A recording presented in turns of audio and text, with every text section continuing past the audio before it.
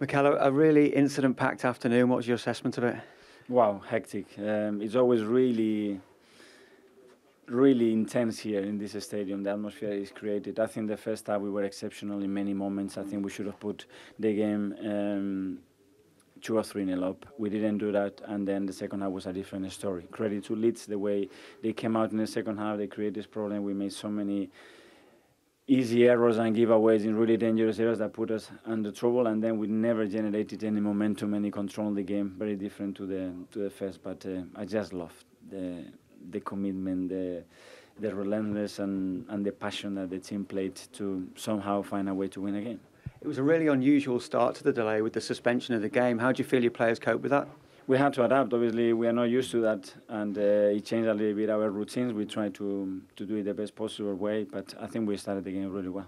And Bukayo Saka obviously got the goal that made all the difference. It was quick thinking from him, wasn't it, when you got the turnover of possession? I think it was a really difficult execution, and that's what we want. Our front players to consistently put the ball in the back of the net.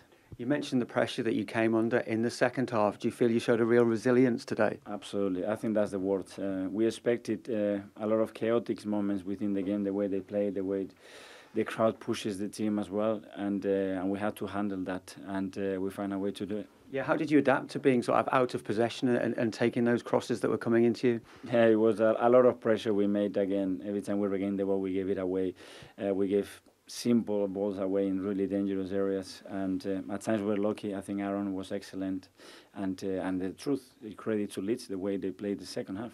There was another huge moment in added time right at the end. What was your view of the penalty and the overturn of the decision? I haven't seen it, but everybody's saying, obviously, it's our staff and players that it was clear, the decision. So thanks God we made the system work before the game, so that delay was worth it, because without VAR, I don't know what would have happened. And was it a relief as well to have the red card downgraded to a yellow? Yeah, 100%. Obviously, it was the last stage of the game, 2-3 minutes left, and that would have changed again the last few minutes.